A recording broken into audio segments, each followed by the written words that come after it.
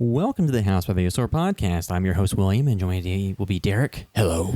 We'll be discussing Season 3 of Stranger Things, the Netflix series that is entering its third season. We're a little bit behind on this just because it takes a while to watch 8 episodes of TV. 50. I mean, I like the way it worked out for me because, it launched on July 4th. So I got to watch half of it before I went and did like our activities that we did. And then the next day I took off of work. So I finished it up. So I'd finished it in the first 2 days. Well, I wasn't as busy as you and Sean. Sean obviously isn't on it because he didn't get it. So finished. like when, so I watched, so the 4th of July, I think we watched an episode. I can't remember. But then we were out of town for a few days. Then we came back. I was busy with work. And then we just had stuff going on. So I didn't get to finish it till recently. So, so for Season 3, we'll discuss full spoilers throughout. Because at this point, there's been enough time that I think people are interested in getting a review of it have probably watched it. So if not, be aware that we will discuss plot points throughout the entire show. And, with TV shows, like at least with like, big movie releases like Avengers, you usually get like a 2-week period where like most people have a gentleman's agreement to not post spoilers. With this and Game of Thrones, throw that out because there are spoilers. Like the second it released, you had and it's one of those things where like if it's a little bit, it's even different though. If Game of Thrones is releasing one episode a week and people are discussing stuff from that specific episode, but this was 8 episodes that launched all at once. So there was people that on the within 24 hours of being released who are dropping spoilers, and it's like, come on, you gotta give people a little bit of time to watch this because everybody has 8 hours to sit down. Even though it was launched on a holiday, you might be busy. It's a holiday where people typically do things. It's not like I'm not saying you don't do stuff on Christmas or like Thanksgiving, but like with Thanksgiving, like there's usually a bunch of hangout time, and whereas 4th of July, it's summer, you're out doing stuff. You might even be, so it's a little. I could see where you in the summer more people spend time outside. Yeah, outside. So Stranger Things Season 3. So once again, full spoilers throughout, just so you're warned. But so this is the 3rd season of the show. That's a little bit of a time jump because the first season was of course released in 2016. And then they had another season. Season 2 was in 2017. Yeah, there was no season in 2018. And then it was summer of 2019. I think they're shooting season 4 in October of this year. So they do account for the actors aging because they definitely look different in this season than they did the first season. The actual amount of time jump between is about the amount of time in real life. Nah, I don't even know it was that long because like it ended. It was because this is an 85, the other one's an 84, and if I remember correctly, it ended around like Halloween. So and this goes into June. July 4th is essentially the end of this. So it's maybe 6, 7, 8 months maybe in between the 2 seasons, but there is enough of a time jump. I think there's like 2 years that have passed from season 1 to 3. It started in 83 and this is 85. So but in general, it's just they've done some time jump stuff and I think just because when you have actors at the age of like 12, when you have people, you're dealing with people between the ages of like 10, 11, 12 to 16, people can change their appearance drastically in the course of a couple of years if you don't explain it. So that's just like a very minor thing, but the show picks up. So, spoilers for all the prior seasons. So season 2 ended with, Paul Reiser and his group of American scientists that were dealing with the Upside Down still. They're gone because the Upside Down got closed by 11 and the Demodogs came through and the Mind Flayer and all that stuff and Bob died. So it still references all the stuff that happened in the prior season.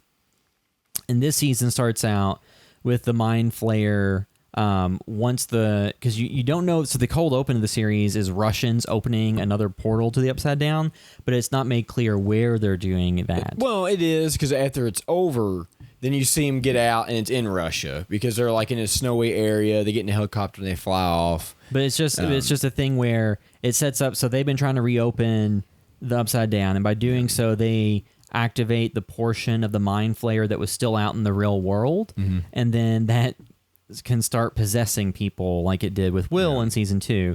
And this season goes much grosser in a different direction because I've seen people complain about this season being grosser and gorier. I don't really know if I'd say it was gorier, but it was definitely like... People break down into gelatinous piles of viscera and bone. But I do think like what you have happen with each season is like the first season was the Demogorgon. and that was the main, creature. As a humanoid creature. Yeah. And then in the second season, you had the Demodogs, and then you had like the Mind Flayer. You had the Mind Flayer, but you never really saw a physical manifestation of it. It was always just kind of like... well, you saw it upside down, and then you saw it possessing Will Byers. But at no point in time was it physical. It was always, like you see like the entity fly out of his body at the end. They get the room hot enough, and he can't live in his body anymore. But this one, they actually had the Mind Flayer as a physical being because it uses it takes over the rats and it makes him eat all these chemicals, and I guess that's what makes him be able to break down so he can kind of. This is almost kind of reminiscent of a couple of different things. I mean, there's a little bit of the Thing.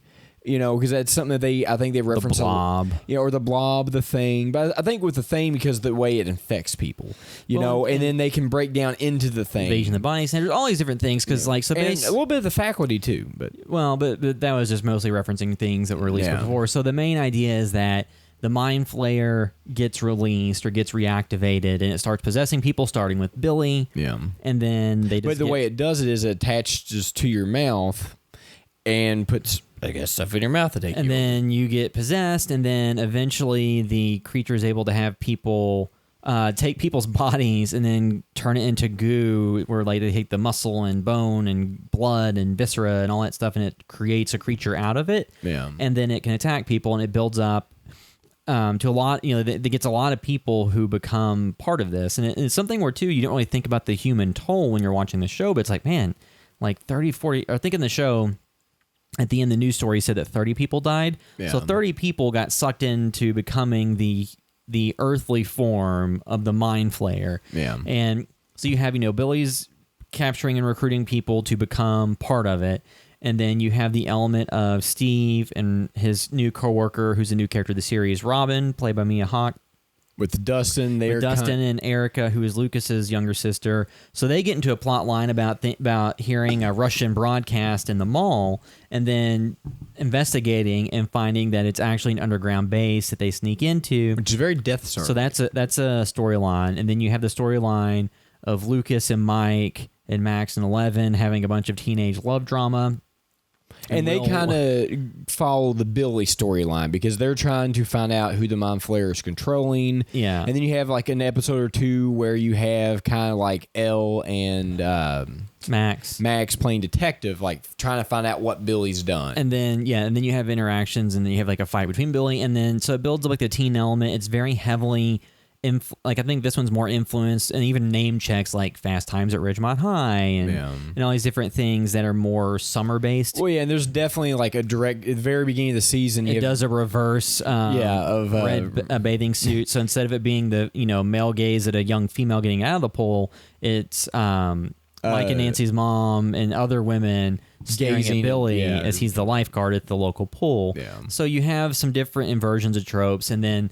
This season, you have Hopper trying to be in a relationship with Joyce, and then you have him trying to regulate the relationship between Mike and Elle because he's uncomfortable with it because they're young and spend all their time together. So you have these different plot elements that are more of the drama and relationship elements, and then you have the Russians that have an underground base, and then you have the Mind Flayer. So you have all these different elements.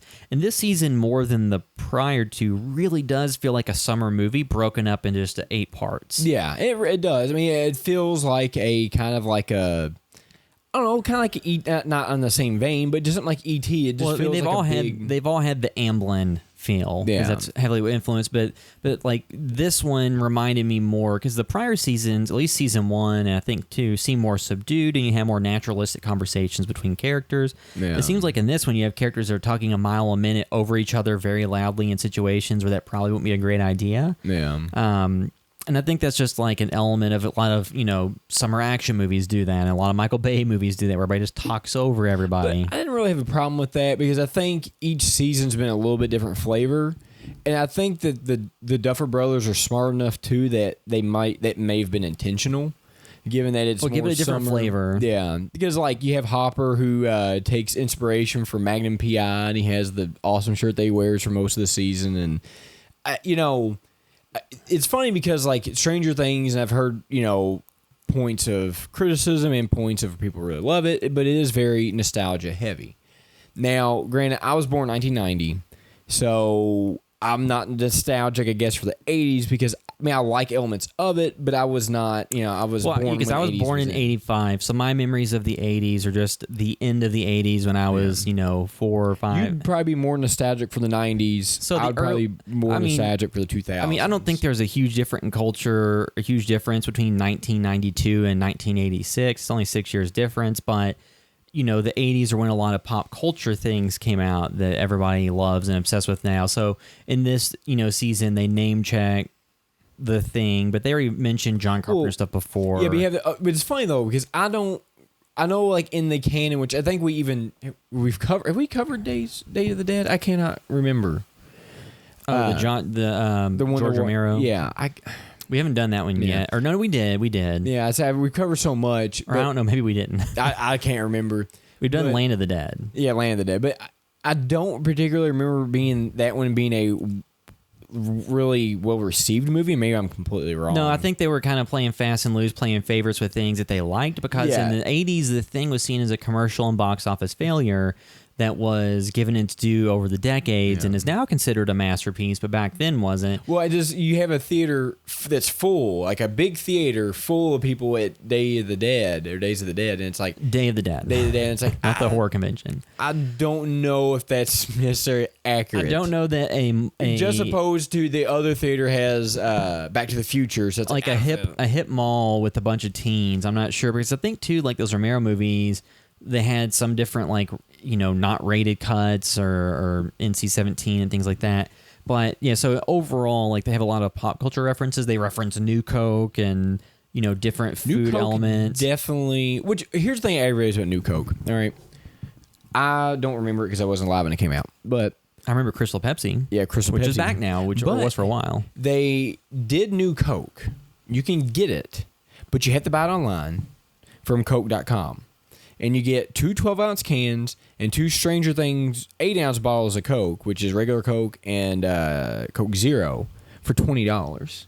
Well, it's like that isn't. So what happened is a lot of people were upset with the commercialism on playing this season of the show more so than the prior.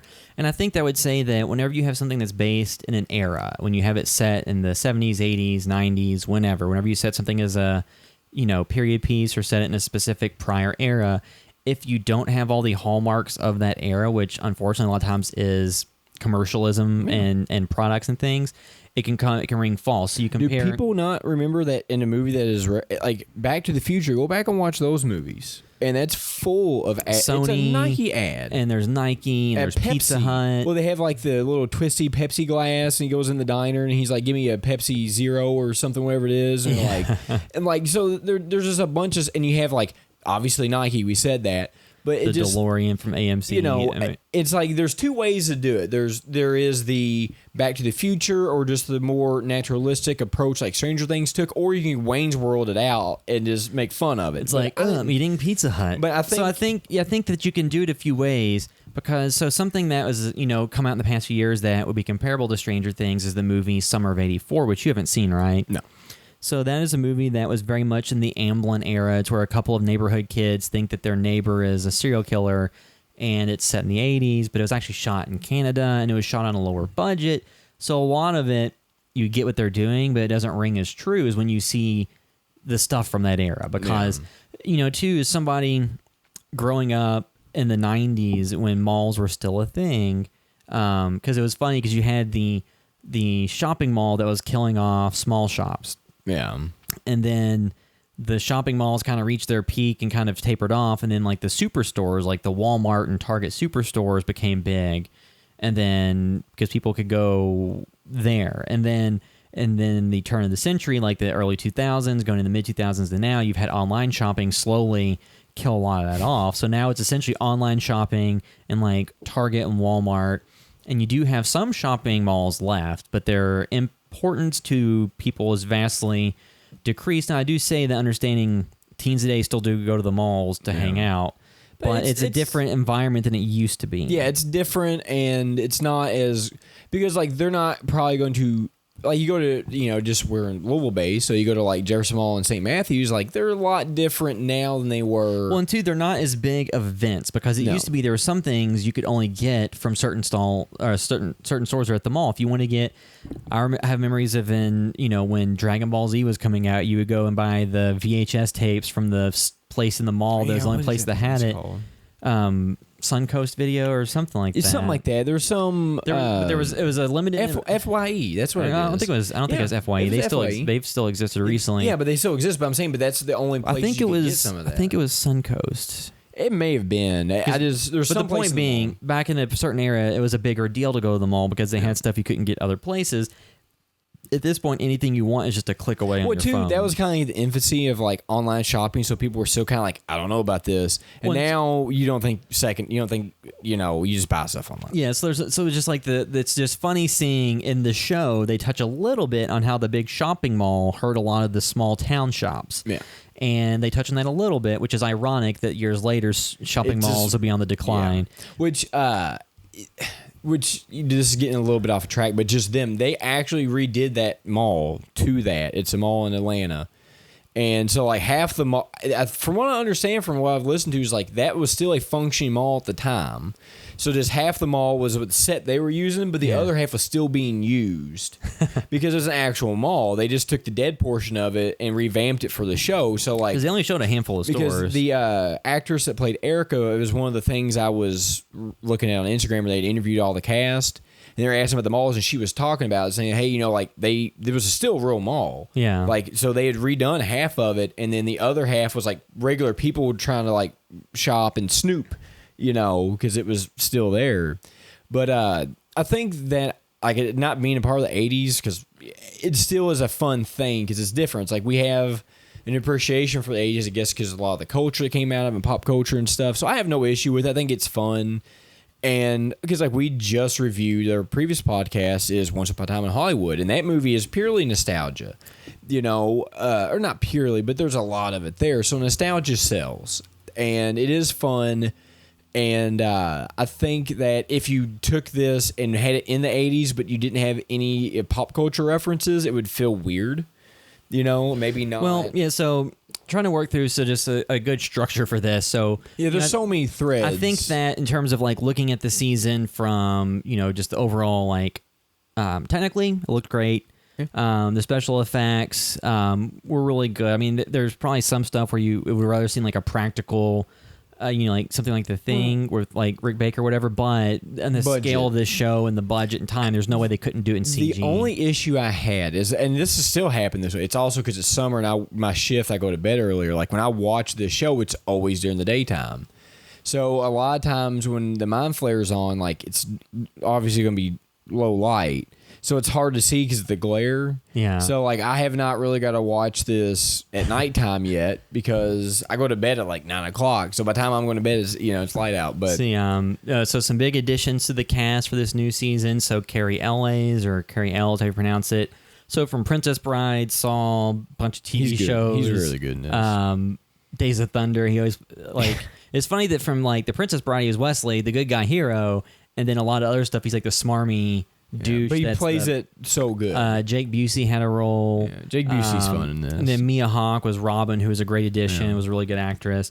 So the acting this season, I think they did some good pairings because the portion that had Glenn and Steve and Robin and Erica, that was very entertaining. Yeah.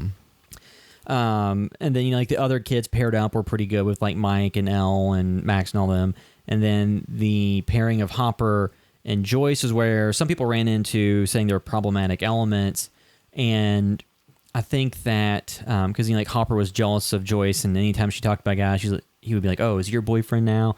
and things like that. And it's something where he drove drunk, and but he's done that. It was implied. But he did that in season 1. He did that. So what I would say is like I understand how there could be problematic elements that occur with these characters, but it's also they're portraying flawed people that have some type of arc, because if the arc of season 1 is Hopper going from being disaffected and uncaring to be caring and being, a good protagonist, then once he's already there, like, what is your plot going forward? Just to have him at this, perfect place. So I think they tried to bring him back down to build it back up and add tension in. Yeah. And in the process of doing that, made some elements occur that, taken out of context, could be being related to real life, could be seen as problematic. But this is also a show where nobody really bats an eye over the fact that 11 uses her powers and has killed like dozens of people. Yeah, she's in the 20-30 kill count. Because in this season alone, she killed at least 2. She threw the car over people. 5 or it was like 4 or 5. So she, and then in the season 1, she killed a number of people. So there's just, people kind of forget, there's these elements, like you're dealing with a heightened show. I guess it's that when you have the elements that are more relatable and more likely to occur in the real world than the fantastical, it's easier to pick it apart and be more analytical. Yeah. But I mean, I think with the full circle character they did with Hopper and Joyce, like I'm glad that Winona Ryder got more to do this season than to be the distressed mom who everybody thinks is crazy. Like they gave her way more, ability to have some comedic chops and just to do acting that wasn't being like the frazzled mom who's like, my son's not dead. And they got away from that. So I did think that was an improvement. Yeah, it made her seem much more capable. And then Bowman, or was that his name? Forgetting the name. So Brett Gelman, Bowman or Murray. He's great. So he's the guy that lives in like Illinois. Bald Eagle. So he's just the conspiracy theorist, former reporter guy that was involved in season 2. And he speaks Russian. So there's a lot of fun elements, a lot of fun pairings that I think did work. And something I really love too is, and this is referenced in season 2 because of the year, because Terminator came out in 1984. So you see at somewhere where they're at, there is or maybe it's, season 2, there's somewhere and you see either a commercial for you see a commercial because Elle sees it.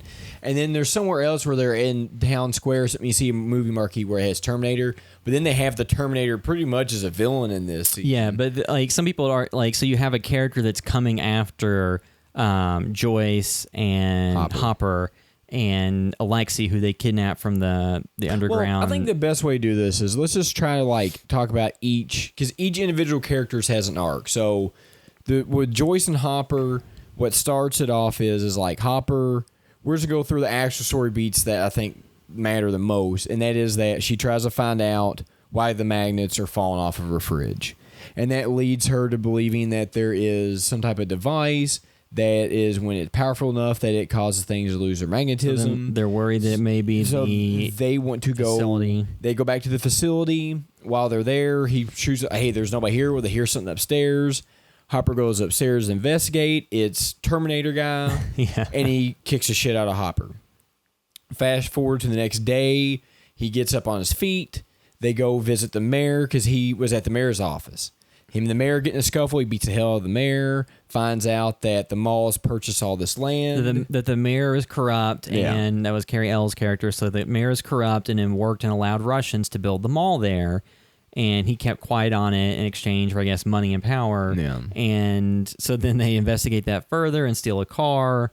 And they find at one of the abandoned properties, they find a generator where they get Alexei, and they have another skirmish to the Terminator. And that's where they decide to go to Illinois to get an interpreter. And their arc essentially ends with like they work with Alexei. He tells them how to shut the system down. They go to get in.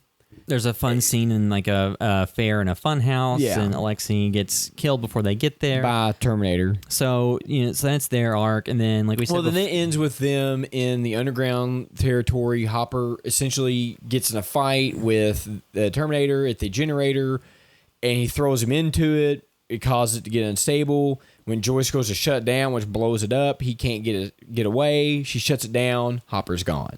Yeah, and it shows Russian scientists in the room get graphically dusted. Yeah. It doesn't show what happens to him. Yeah.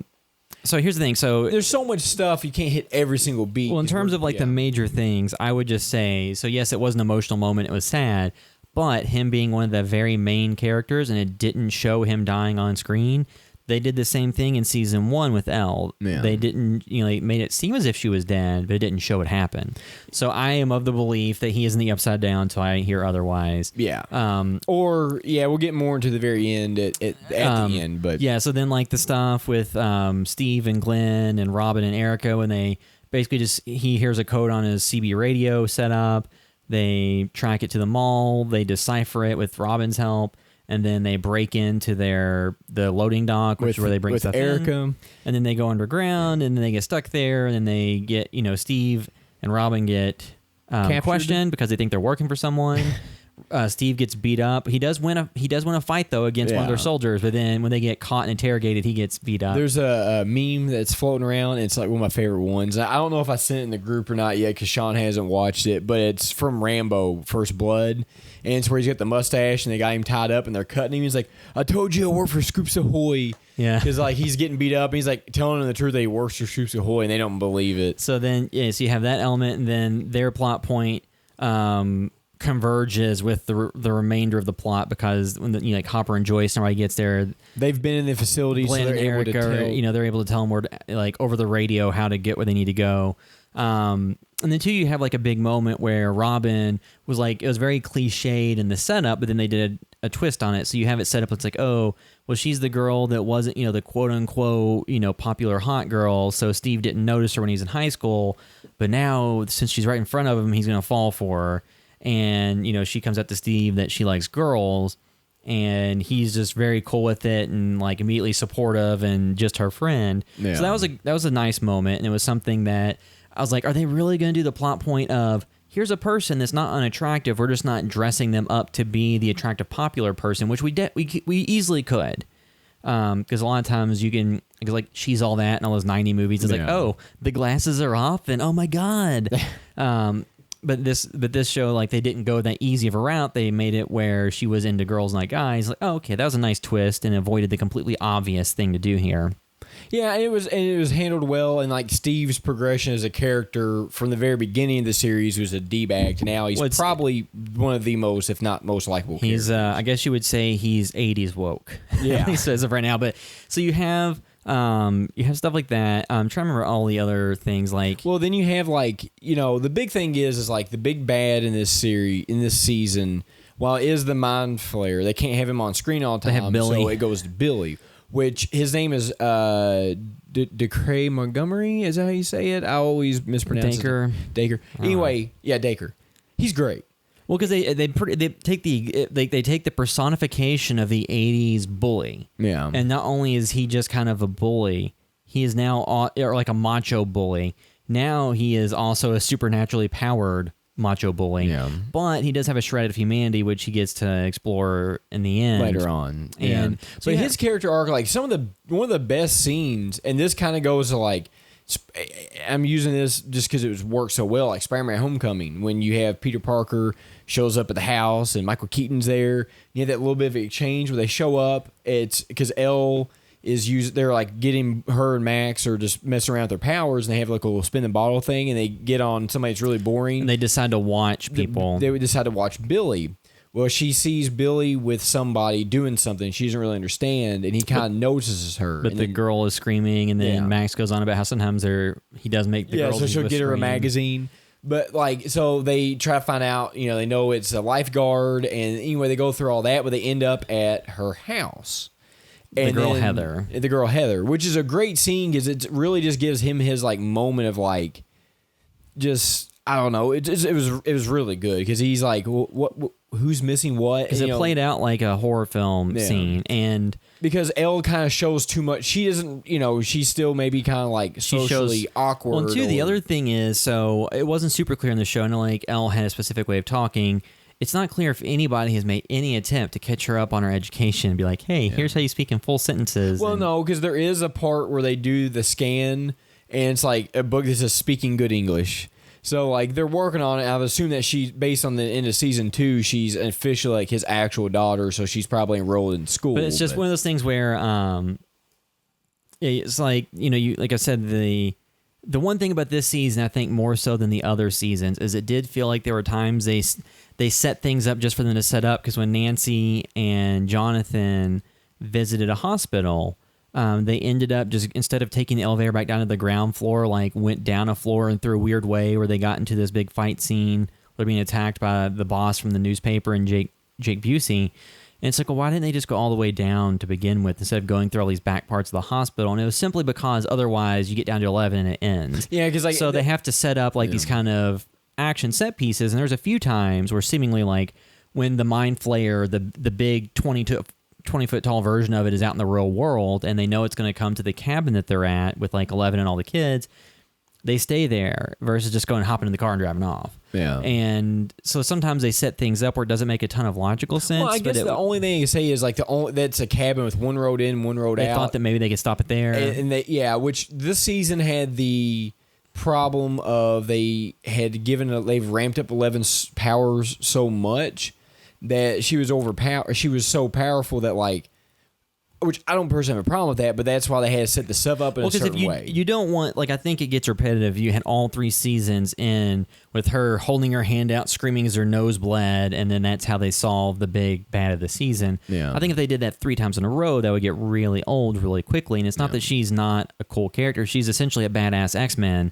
without all of the other fellow-powered helpers. That she's like, straight up like Jean Grey or something out there operating. Which is referenced in the first season of the first episode of the season. So you have stuff like that, and so she's a badass character, but they didn't over rely on it. They set situations up where in the end she was out of commission and her powers couldn't be counted on to save the day. So it required the people and like Hopper and Joyce and other like the other kids actually stepping in and doing something, which kind of gave everybody a hand in the conclusion of the season versus making it just her using her powers.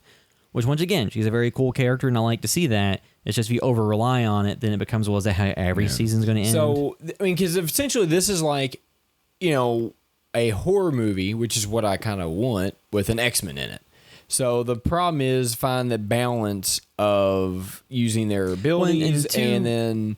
So I think with the end of it, because they did take a very stereotypical superhero movie thing or TV show, and they've done this. They take the power away. But I think, given, like you said, if the climax of it was again her just using her holding powers, her hand out, screaming while her nose bled. Yeah, I mean, that gets old. But so I'm trying to think of the different points. So like the show I thought was well acted. I thought they did a few things where they set pieces up just to do it versus it being what made logical sense. So I feel like the show from the first season to now has gotten bigger and grander in scope. You have to. And then in the process of doing that has become a more broad show, and you can watch that with almost anything. If you go back to The Office, the American version, it started off as a more down-to-earth comedy that was more grounded. As the seasons went along, it got broader and broader. Well, with season 4, and their fake mustaches, and Dwight's threatening to firebomb an opposing branch. So I think what happens in a lot of shows, they have to just go bigger and broader as they go on because you have to increase the stakes and things like that. If it's just a few people's lives at stake, it needs to be way more. So this season had, like we said, their own little version of the Terminator that was just chasing after Joyce and Hopper. Which I liked that villain a lot, and it just being on Instagram, like you see different things, and I've looked at his Instagram, and he apparently just seemed to really enjoy being that role. Yeah. So that's cool because you have people. But I think with Stranger Things, what's happened to that too is it's such a cultural phenomenon, and I think that's one thing that's made it get bigger and bigger because it just has gotten. I think season 4 is going to be where it ends. Because I just don't think that. I think to me that would probably depend on how they do it. Because if they so the first season of Demogorgon, the second season was the Demidogs, and then the big threat was the Mind Flayer, which you never saw personified really in the real world, but you saw it in the other side and how it was a threat. This season personified it in the real world, and if they do the Mind Flayer again, I think that's a bit repetitive. But I guess if you're only doing another season or maybe 2. You would have the plot about Hopper being in the Upside Down and 11 using her powers to try to get him out, and then tying that together with completely ending the threat that is from the Upside Down. The thing is like, well, how the Russians even know about the Upside Down? Well, then the other 2, so jumping to the end here, Paul Reiser's character comes back at the very end, and he has like this look on his face, like you wonder if he'll be involved in the story going forward again, because they did the big reversal in season 2. You thought they're going to pull the same thing they did with him in Aliens, where he starts off as a guy on the good guy side, but then at the end is selfish and bad and turns on them. Well, in season 2, they didn't do that. So you think that he's a good guy character, and he did help get 11 a birth certificate and all this other stuff. So some of the characters like Will, they didn't give him a ton to do. He just got to touch his neck and be like, oh. Will is Doug from The Hangover. Because he is he is Doug because he's always like, because I think maybe in Hangover 3, Doug was, I don't remember Hangover 3, but like Doug was always, like in Hangover 1, he was missing. So Will was missing. Hangover 2, he was missing again, but Will was taking over. So like he's a character who's never had much to do. So his character, I feel like of all of the children, has developed the least. Well, I think too, so like it's intentional and probably unintentional at the same time, where his character, so the other characters like Mike and Eleven or Lucas and Max, like they have relationships building, and Will is more, childlike and wants to play D&D and stuff like that. So they've kind of slowed his development. And then there's a lot of like online debate, like how much of that is him just, well, I don't want to get to all the online debate because people are arguing that he's asexual, and it's like, well, look, if you're at that age, a lot of times you're not really clear what's going on. Yeah. And I do remember being in high school and middle school, and some people were still much more into video games and cartoons and comics and toys than they were into pursuing romantic interest. And then eventually they did decide they want to pursue something, regardless of who or what it was. That's normal. So I think a lot of times, people just read. Well, there's a line where Mike's like, "Well, I'm sorry you're not into girls," and I think people took that and ran with it. It can mean a lot of things. It could just mean that he literally does not like girls and possibly likes boys. It could mean, I think the more literal reading is he's just not interested in relationships in general. He's still into D&D and video games because he just wants to hang out in the basement and play games. So I mean, I think we'll see how it develops in future seasons because there's a lot of ways they could go with it. And like they've already shown with the character of Rob, they're not afraid to portray a character in that era as being gay. You have to wait and see how they handle it, where they move it, and what the development arc is for those characters. But yeah, so I think that Mike, he didn't get a ton to do either. He got to have the relationship with Eleven, but Glenn and Steve seemingly got the lion's share, and Erica Dustin, obviously, because Glenn's the actor's name, I think. Like Dustin and Steve and Erica and Robin, they got more to do, I think, because they actually got to they were doing something. Eleven got to like the scene at the pool where they used the sauna, and then Eleven and Billy had to fight and stuff like that was entertaining. So they had some cool moments, and a lot of the mall consumerism stuff in the stores they showed. I mean, it rang pretty true. I don't remember malls being that big and that shiny. But we also didn't, now here's the thing, like being that that's a small town, Indiana, probably not going to be like that. But if you were in a bigger city, because Louisville's not small, but in the time period, Louisville was much smaller in the 80s. Like, that's a big mall. If there's an Indiana town with a population of 50,000, they usually would be the nearby large city that they would go to. And Hawkins is a fictional city, so it's not super clear on the geography, like how close is it to Indy? How close is it to... Well, I think they even reference it that it's like an hour or two from it. They reference it at one point, but it's never any specific. It's never if it's north, east, west, or or like where it is in relation to Michigan or whatever. But so you have like some cool character development moments. You have some cool plot moments of like references to Terminator, and then a number of references to Back to the Future, where Steve and Robin see it when they're high after they got given the truth serum when they're being interrogated by the Russians. And he's like, "Why is a dude trying to bang his mom? Why is it called Back to the Future if they're in the past?" And it's like, well, no, because then he has to go back to the future. Yeah. So there's fun moments of like pop culture things that makes you wonder if time travel will be an element in season 4 because they reference Back to the Future so much. Yeah. They did reference that a lot, but that could also just be like a pop culture thing. The year it was released. Given the time that was released, and they might just be real big fans of Back to the Future. But yeah, I'm glad too. So they set this one in the summer. I'm glad that they didn't set it at Halloween again, because even though it's a really cool time of year to set stories at, if they have every single story occur during that time of year, that would kind of get old a little bit. Well, it's kind of nice too to see them actually be outside. Well, in the summer, in shorts, swimming pools, all this stuff, so you can approach an entire another group of movies that you didn't touch on before. So like I said, like all they gave, all the character groupings. They had character groupings. They all had arcs within them, like Eleven and Max being friends.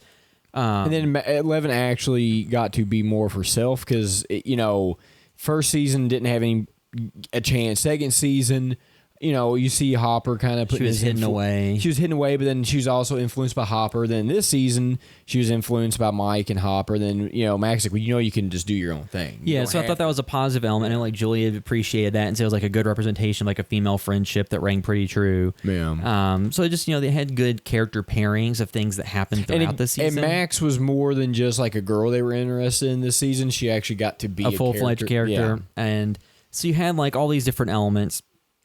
And you had like some of the new characters got introduced and things like that, and characters took on a lot more prominence, like Erica, like she was great. Yeah, because she was a character that just up until the season had been the annoying little sister. Yeah, and then she's actually a really enjoyable character when they give her time to do and stuff. then, like when Bowman or Murray or whatever's talking to her, he's like, "Why is this child talking to me?" So you had like a lot of fun moments, and like I said, there's different references and things like that. But this season, more than the others, felt like one movie's worth of story split up into 8 episodes, not with a bunch of filler, because there was, character development and things going on. And they tried to end the episodes more often, like with cliffhangers and things that made you want to keep going to the next one. Yeah. And it was 8 episodes again this season. So the first season was 8, season 2 is 9, this one was 8. So they didn't have a trip to Chicago where 11 learned about other superpowered kids. That to me, I mean, I'll go back on rewatching that. I don't have a huge issue with it, but a lot of fans did, so they didn't try anything different this season. Well, I think, too, the element of, do you want to set, like, you set up already there are other powered kids out there. Like, do they somehow play into the end game? If they don't play into the end game, that seemed like an experiment on their part to see what people are into, and then they got the answer and moved on. Yeah. But I can still see more people, because... So at the end of the season, after all the plot lines converge and they're at the mall and it's the Battle of Starcourt Mall, and you have, injured 11, all the other kids there, and then you have Hopper and Joyce and Bowman get there, and everything happens there. You have, I'm trying to think what the big plot points are. So 11 is injured and she has like part of the creature is in her leg. So she uses up pretty much her last bit of power. Her getting that out, like she just had overdone it. And then that's when, the kids are kind of at their breaking point. The adults show up. Yeah. And Hopper and Joyce are going to go down into the tunnel with Bowman, and they're going to try to destroy the machine and close the portal. And the kids are going to get in a car and drive away. But Billy takes a plug off the car. Yeah, Billy had taken the plug out, or the initial plug out. And then when they go to leave, they realize that, so they have to go back in the mall. Then they're able to get an ignition cable out of the car that was on display in the mall, and then it's trying to get away from the mall and stopping Billy. And they get split up. They get saved at the last moment by Steve. Yeah. So you have all these different plot points, and then you have like a little musical interlude where Dustin's on the radio with his girlfriend and has to sing the Never Ending Story theme song. Which that's kind of weird. They almost didn't do it, and I kind of think I would probably be more on the side it was a fun moment, but at the same time it was a little bit indulgent and a little bit long, and it was also to just do that classic thing of intercutting the tension, so you kind of ratchet it down a little bit when you're about to have some big stuff go down. Yeah. So you have 11's powers are kind of zapped and she can't do much, so all the kids take the fireworks that they had stolen earlier on and use those to fend off the mind flayer, and Billy gets his redeeming moment. 11's able to reference the memories that she saw of him, and then he's able to get control of himself and fight back against the mind flayer, and he himself dies. And then, like you said, Hopper, gets, disappeared after they stop the portal. And then after all that, you have all we already mentioned, like the military shows up, Paul Reiser shows up. He has this like very specific grim look at what's going on. And then it cuts to 3 months later. And then you see where Joyce and Jonathan and Will are moving with 11. With 11. And the fallout of all that. And that is a very sad moment because... Then you have like a speaking moment where like Hopper, the note he'd actually written, and you hear him talking about it. Yeah, the note that he'd actually written initially to give as a speech to 11 and Mike. It's a very good thing, I think, kind of makes his character come full circle. And then, it ends with them leaving Hawkins and the group kind of being split up. But then, for the first time in any Stranger Things, we get a post-credit. Or mid-credit. Yeah, mid-credit. Mid-credit where you see snowing. There's Russians, and they're going down to these holding cells, and they skip one cell. It's like, don't get the American. And they take somebody in another cell, and they take them down, and there's a Demogorgon that looks like a little bit skinnier version of the Demogorgon from the first season, so maybe not as full-grown. And then there's a lot of speculation as to who the American is. People immediately go, oh, it's Hopper. That's the hint that he's alive. It's like, I don't think he's dead, because David Harbour's been kind of dodgy in interviews about it. Okay, so there is a phone number that is in the show.